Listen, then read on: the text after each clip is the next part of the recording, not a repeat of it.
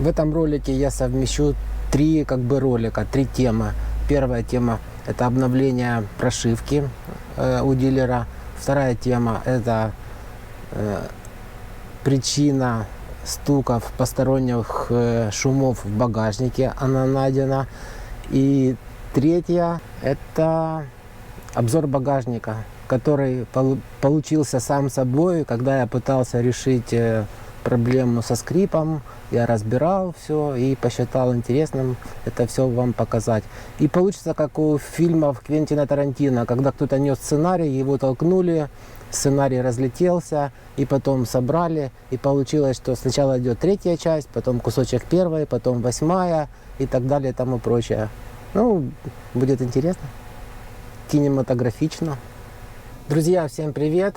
С вами снова на связи я, Дима Калантай, и автомобиль HVL i6 2021 года выпуска третьей генерации. Сегодня я выхожу со следующей новостью. При покупке автомобиля система Android была не активирована должным образом, и сейчас мне нужно поехать к дилеру и перепрошить. То есть пришла с завода новая прошивка, которая позволит корректно работать в системе Android Auto, как это было раньше. При подключении телефона высвечивалась постоянно надпись «Демо», и в то же время, если мы хотели включить какое-то приложение, мы видели, что Pre-Production Hardware Not for Resale. Возможно, в тех автомобилях, которые уже сейчас приходят, этой проблемы не будет, но в то же время не исключено, что в дальнейшем будут приходить обновления, и вас будет приглашать дилер для смены прошивки. Стало известно, что прошивка попала импортеру в главный офис, и потом импортер переслал прошивку на сервисы по своим сервисным центрам. Ребята из местного сервиса пригласили меня, и вот сейчас я поеду устанавливать прошивку, заодно посмотрим, как это делается, сколько занимает времени, и потом уже станет понятно, какие изменения произошли. Кроме этого, второй новостью стало то, что мне удалось выяснить причину посторонних звуков из области багажника. Дело в том, что с момента покупки и до того, как я проехал примерно 3000 километров, это около 2 месяцев, меня эта вещь не беспокоила, я ее не слышал. Затем постепенно стали появляться, я не назову это скрипами или шумами, постукивание, скажем так, в районе левого заднего колеса в багажнике. Я решил, что это стоит бутылка с омывайкой, и она в багажнике на каких-то кочках как-то трет, скажем так. Вначале не придавал этому значения. Потом этот звук немножко начал усиливаться, и он уже начал меня раздражать. На тот момент многие спрашивали, есть ли минусы у автомобиля, то я вполне был уверен, что этот шум именно от тех вещей, которые находятся в багажнике. То есть я не думал, что это, скажем так, какой-то дефект, или косяк. Затем я купил органайзер, все сложил в органайзер, всякие бутылочки, инструменты. Таким образом все компактно получилось, что источников шума не должно было быть. Но шум стал еще сильнее. Я практически неделю, а то и больше провел в решении этой проблемы. Я даже пытался 2 или 3 раза постепенно. Мне казалось, что я выяснил причину. Я разбирал все, проклеивал все участки. После этого проблема не исчезала. И так повторялось 2 или 3 раза. И вот наконец-то мне удалось выяснить, в чем проблема. Заодно бонусом я приложу кусочки из тех видео, которые я записывал, когда мне казалось, что я решил эту проблему. Там будет обзор багажника, я думаю, вполне интересно. Но какая именно проблема, вы узнаете в конце этого ролика. Вот сейчас я еду, и в салоне тишина полная, это бутылка с водой, полная тишина. В то же время я сейчас приложу кусочек, как это было буквально вчера до решения вопроса.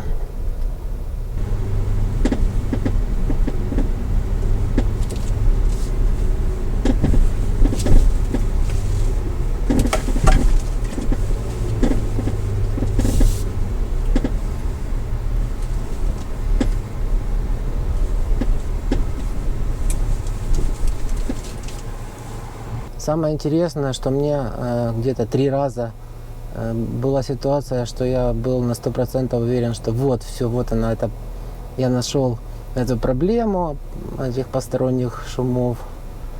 Но каждый раз устраняя, она появлялась снова и снова. Но на этот раз действительно на 100% все решено. Я был в поисках информации в интернете и обнаружил, что есть очень много подобных, ну, скажем так, возникает очень много шумов посторонних у абсолютно всех автомобилей, включая BMW, Шкоды, Ниссаны, Рено и так далее и тому прочее. У каждой марки свой косяк. Следующим обновлением, скажем так, автомобиля производители иногда решают.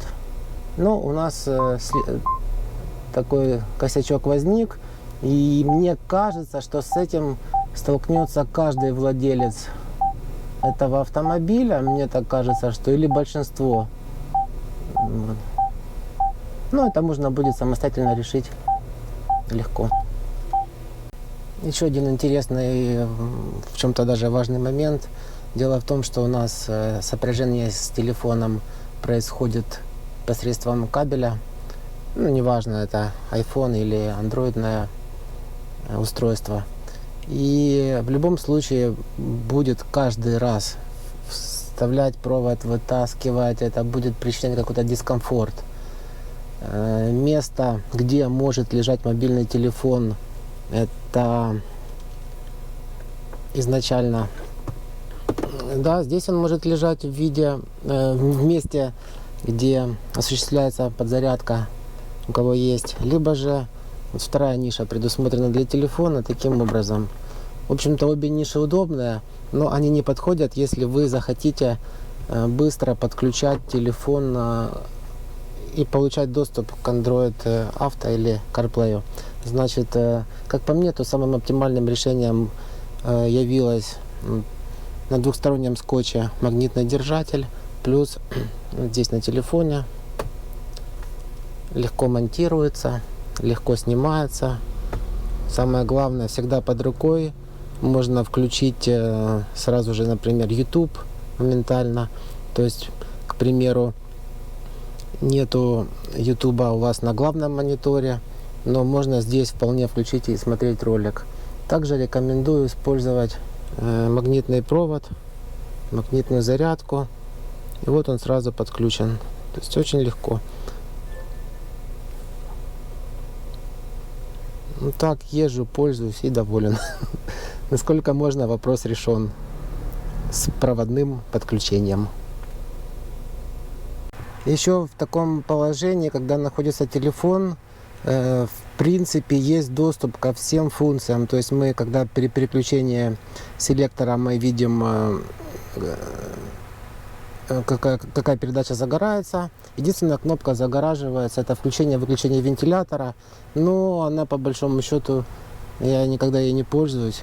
То есть фактически телефон находится в очень оптимальном месте. Иначе сюда просто никак не прикрутишь. Итак, подъехал к дилеру, значит, на работающий мотор, не трогая паркинг, вот как есть автомобиль, в разъем вставляется флешка. И все, и пошло обновление. Занимает это около 20-25 минут, полный цикл. Значит, этот процесс они...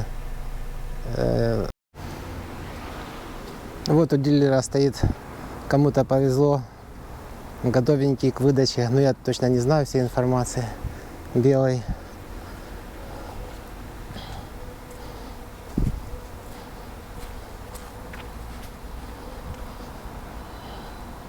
Уже полный привод. Цвет белый. И в отличие от моего, вот такой вот салон. Ну, выглядит тоже симпатично.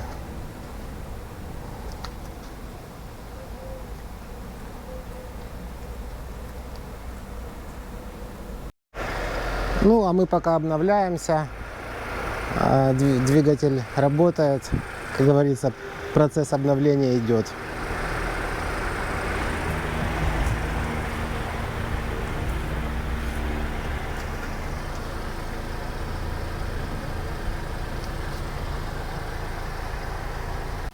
Happy End.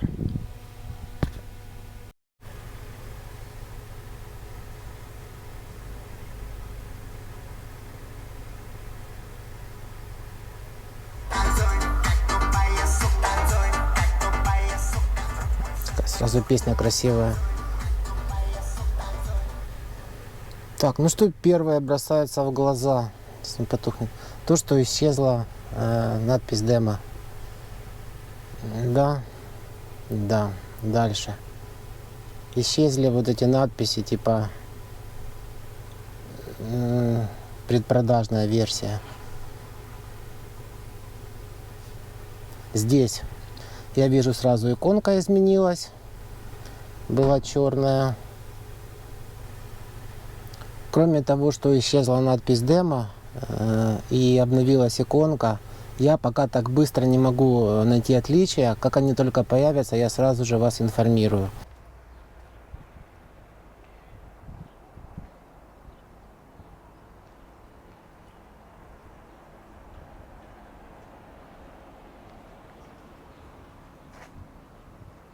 Кто впервые оказался на моем канале, хочу сказать, что этот автомобиль находится у меня на обзоре единственный в данный момент. И я делаю по нему ролики, обозреваю, делюсь опытом эксплуатации, какими-то нюансами.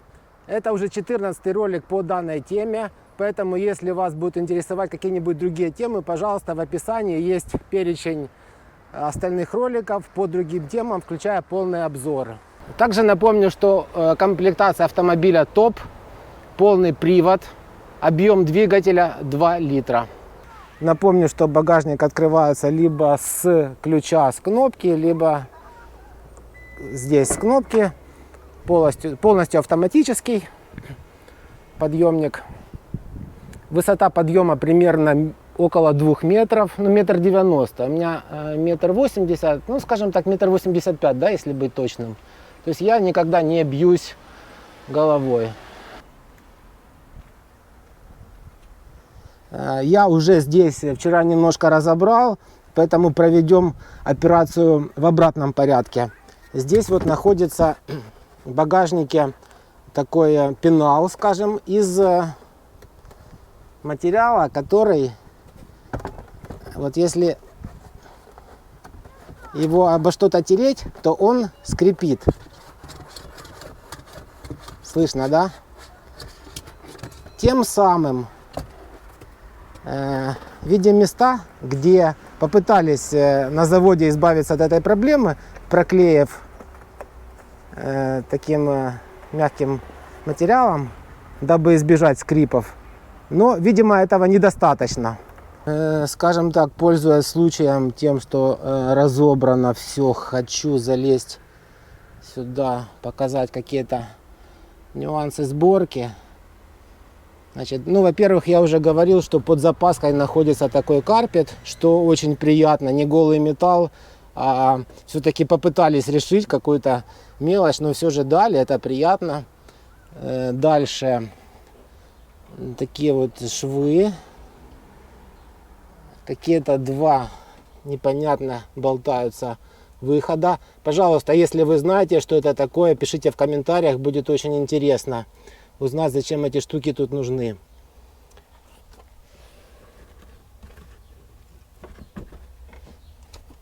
И дальше такая вот шумоизоляция. Все проклеено. Все сделано аккуратно.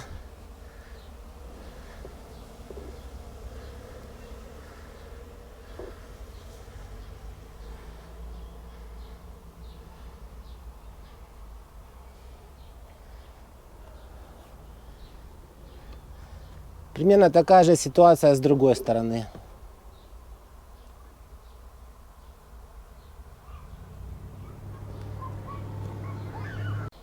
Ну, если поднять коврик, мы увидим, что все-таки шумоизоляция присутствует, наклеена аккуратно, а не так, как показывают страшные кусочки на других легендарных автомобилях, даже премиальных.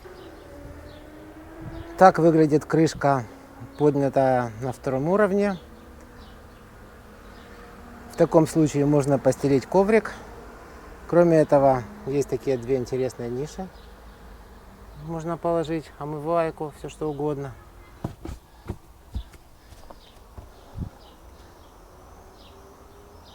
Полиуретановый коврик дает возможность сохранить дольше карпет, не повреждая его. Кстати, сам карпет достаточно хорошего качества.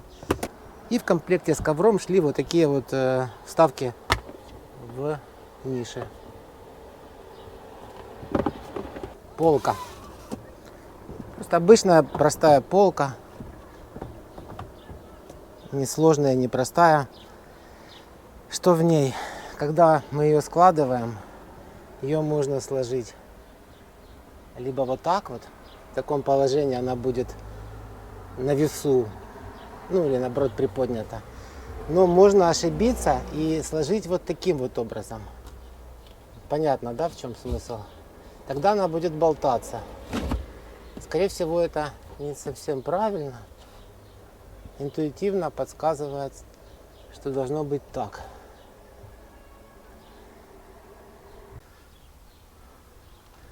В органайзер входят у меня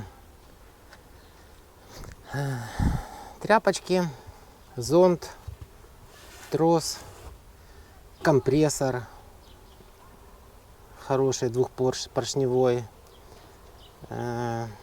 Здесь огнетушитель, герметик для шин, вдруг чего, омывайка, губка как раз хорошо дополняет пустоту, аптечка и стартер, то есть та вещь, пауэрбанк, который позволяет запускать севший аккумулятор. Я не понимаю, как в 21 веке, в 21 году можно еще, скажем так, пользоваться проводами для прикуривания. Кстати, я вожу это сколько не для себя, сколько помогать другим людям. Очень часто эта вещь выручает. Даже могу просто остановиться на дороге, если вижу, что люди пытаются там прикурить друг от друга, у них не получается. Просто могу завести, поехать дальше. Жилетка и перчатки. Длина этого органайзера 50 сантиметров и 30 по ширине. Удобная вещь. Давайте посмотрим, какие размеры у багажника. Значит, высота погрузочного места 800 миллиметров. Ширина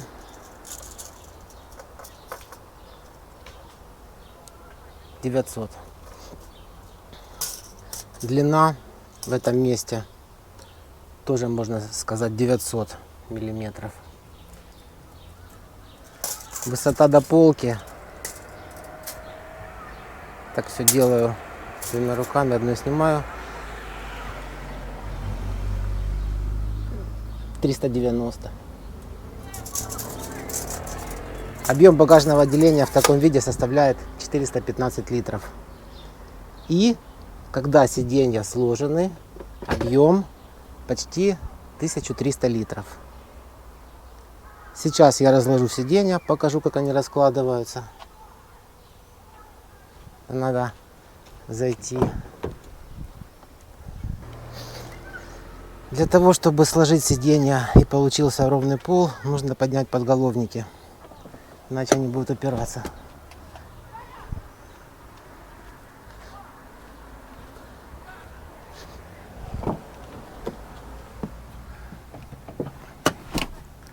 Ручка, да? В таком случае получается реальный ровный пол. Реальный. Там можно придавить. Что мне еще нравится, в какой-то машине у меня, помню, была проблема.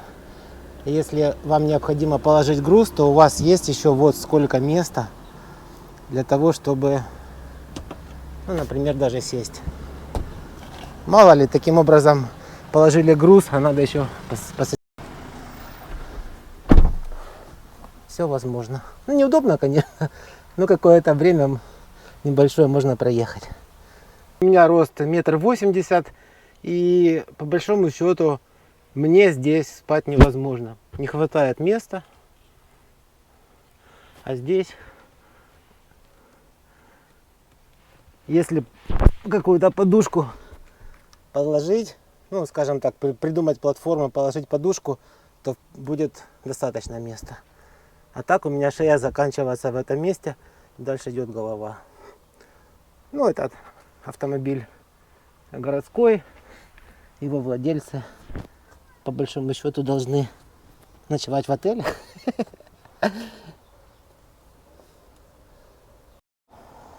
И в заключение, уже финализируя этот ролик, покажу момент, если бы, когда у меня был седан, к примеру, для того, чтобы положить сумку, я просто брал, скажем так, да, и опускал сумку вниз. Или пакет. Теперь же достаточно здесь немного места. К примеру, большой пакет с продуктами из магазина. Сюда ты так просто не сунешь. Необходимо открывать шторку и ставить сверху. Конечно, очень жарко сегодня. Я нашел такое небольшое укромное местечко в тени. По-прежнему благодарю подписчиков за то, что подписываетесь, комментируете, ставите лайки. Очень рад вашим вопросам, комментариям. Всех крепко обнимаю. Мира вам, удачи, добра. Всего доброго. До новых роликов. А они обязательно будут, потому что идей еще очень много. Пока! В конце, как обещал, решение проблемы со стуком в багажнике. Я специально дотянул до конца, посоветовался с ребятами, с дилерами. Они с таким не сталкивались, но приняли к сведению, что такое может быть. Итак, показываю, в чем проблема. Если откинуть вот это вот сиденье, здесь есть такой кусок пластика, пришитый к карпету. И вот он бьет. Когда сидушка опущена, шума нет. Значит, я возьму просто и там проклею двухсторонним скотчем, ну, таким лентой шумоизоляционной, и вопрос будет решен. Итак, по итогу обновление получено. Проблема со стуками в багажнике выявлена, будет устранена. День прошел удачно. Спасибо, что были и остаетесь на канале.